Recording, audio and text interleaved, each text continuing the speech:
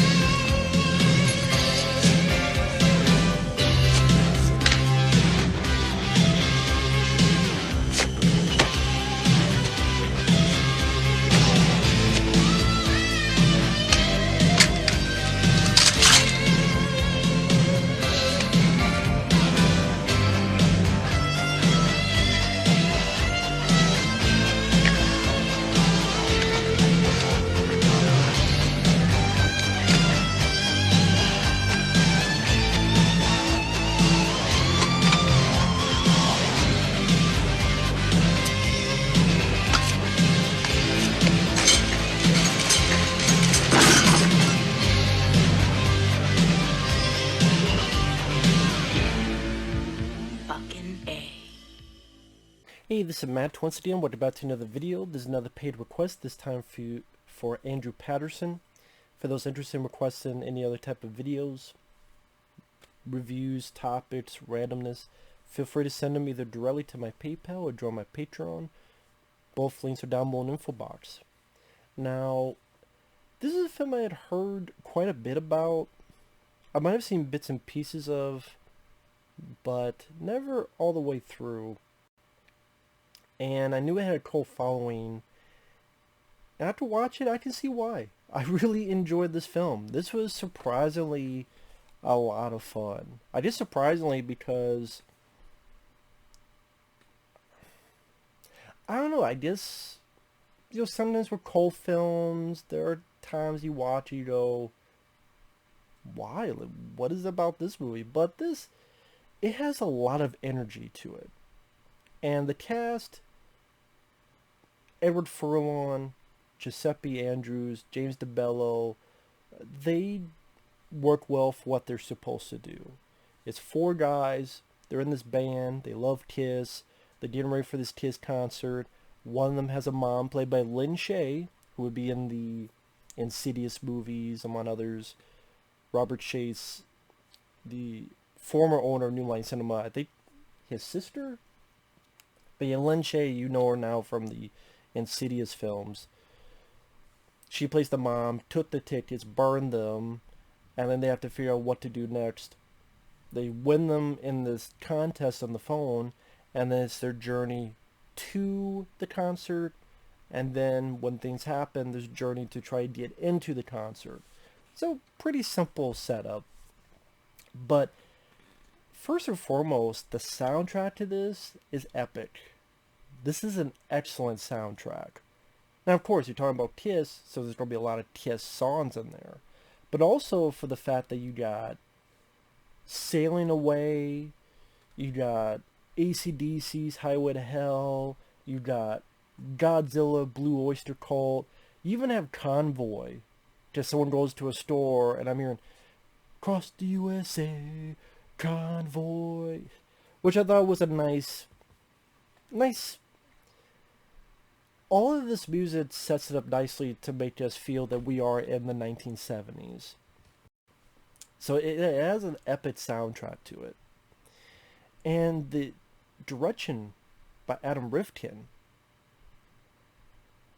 I gotta say, is very high energy.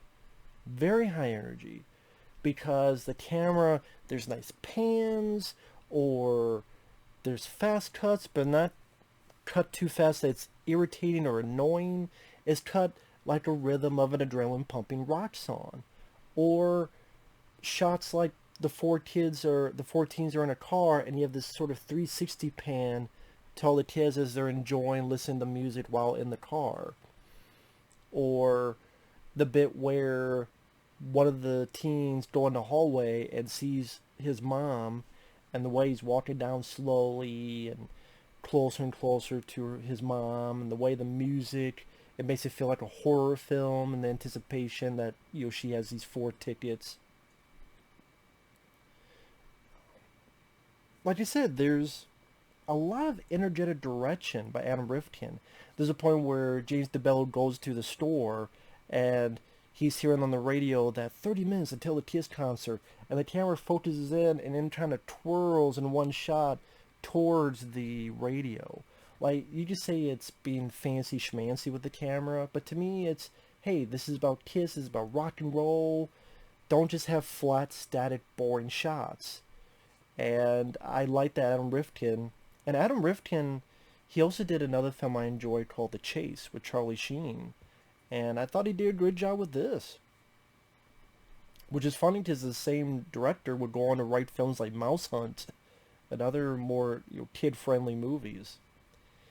And yeah, Edward Furlong, which this is actually one of his better roles, honestly. Giuseppe Andrews, James DeBello, which is funny because those two would later be in Cabin Fever together. Giuseppe Andrews was I'm the deputy man, you know. You're the party man, right? You're the cop, the deputy. And then James DeBello is one of the main characters with Ryder Strong in them in Cabin Fever. He's the guy who says, "I'll go shoot squirrels." Why? Because they're gay. You know, the type of character that he's playing in that movie. Somewhat similar to this movie, but a bit softer edge compared to in Cabin Fever. I forget the last guy's name, the fourth guy, but again, they all play their jobs, their roles fairly well for what they need to be, for what they're supposed to do.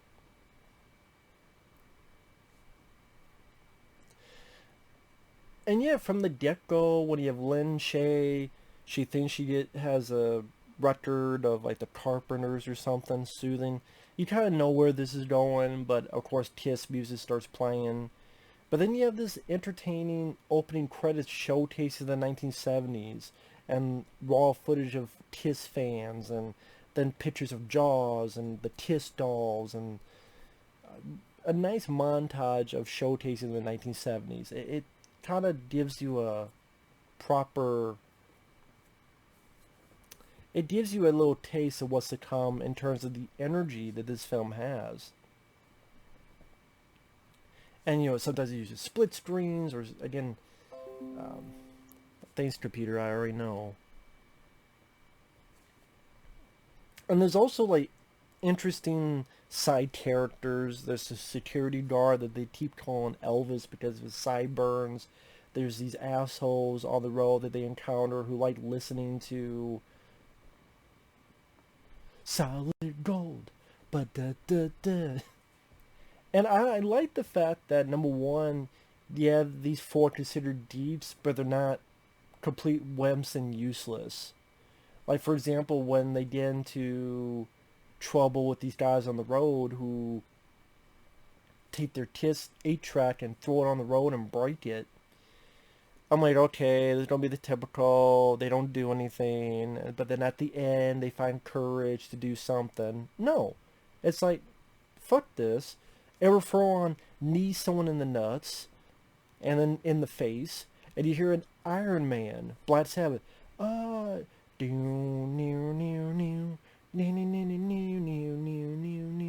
then they all beat the fuck out of the other person.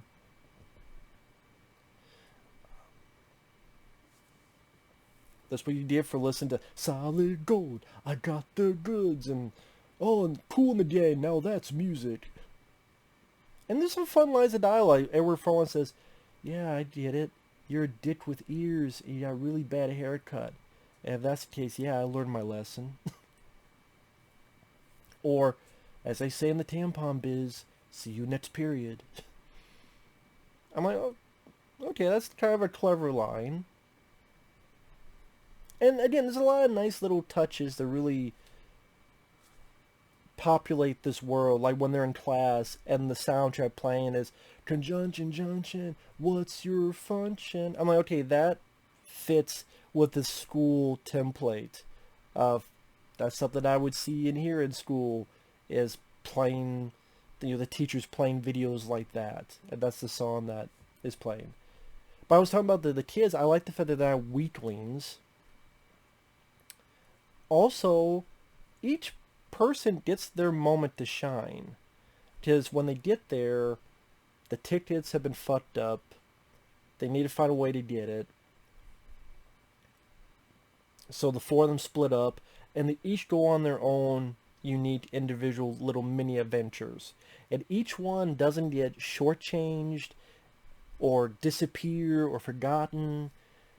You don't know how many films I've seen that they have done that. No, all four of them, you have the one guy who confronts his mom and has sex with a girl who liked him in class in school, and they have sex in the confession booth. You have one guy who is able to get backstage, but then some of these pretty decent physical stuff where like going on a catwalk type of thing, the whole fucking thing slams down. That's where Giuseppe Andrews is, or like drops something and all these sparks fly out. But then sees this hitchhiker they picked up earlier, she's in trouble, and he stands up for her and gets his car back and saves the day, and this cute stuff with the dogs, silly but, fun for what it is. Like, these dogs are monstrous, but then he gets a frisbee, and then these dogs are like very cute and very, I like the way the director is like very snapshot of these close-up dogs from mean to, like, that was, a nice piece of editing. One quit, understood what was going on, but kept the story going. James DeBello. Always this sort of come to Jesus moment in his head where, well, I'm going to have to do this sometime in my life. Better do it now. He's getting ready to rob this place, but then someone else robs it, and when he sees this woman in distress, if you can't do it by dialogue, maybe like the character by action. And by this action, made me like the character where he confronts the guy, and all he has is not a gun, but a Stretch Armstrong, and then, knocks the guy out, and the girl, oh, thank you, they kiss, as, come sail away with me.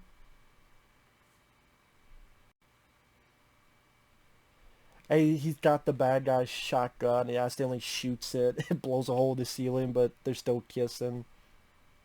And Edward Furlong, he's afraid of crowds, but he gets drunk and he goes up for amateur night to win the $100, and he's able to do it. He doesn't win, but he does deal with this lady, older lady. And I like the moment like they had sex in the car, and she's able to pay him. And I like that Edward Furlong has his moral moment, like, no, man, you don't have to pay me. And she's like, listen, I'm not paying you for the sex.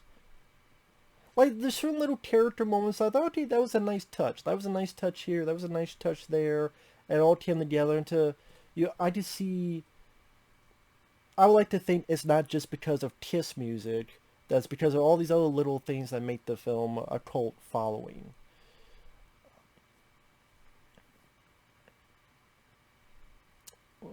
Although the music does help, like when, before that stuff happens in the store, DeBello's ready to mess with this kid to get his tickets.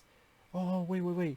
Let me get my brother, Chongo, as this big guy. And as soon as James DeBello sees him, Godzilla by Blue Oyster's Cult starts playing. Yeah, like, stuff like that is a very nice touch.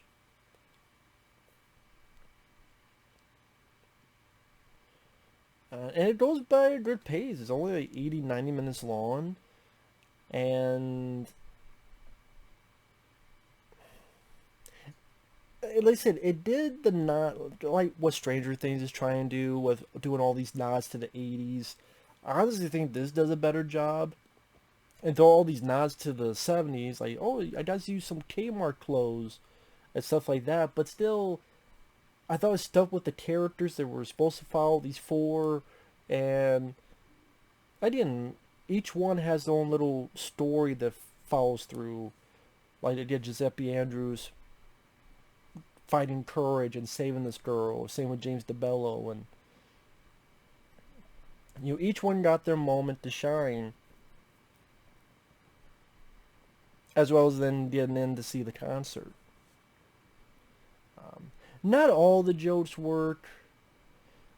There's this whole thing where there's this one of the kids is going to this boarding school. They gotta get him out of it. It's like a religious boarding school, and so every furlong comes in with a pizza, and it's laced with drugs. And it's not a horrible scene. It's just kind of that reaction, because the priest he gets high from eating the pizza because there's stuff in it. And it's one of those okay. I did not groan worthy. Just whatever. And no, does it go in depth on the four main characters, their backstories, their histories? No, but I was fine with it because this is meant to be more just a fun, entertaining ride, not a drama. And I was actually fine with that. Sometimes movies are fine just to be fun, energetic excursions, and with the spirit of the Kiss Army, that seemed more understandable to go in that direction.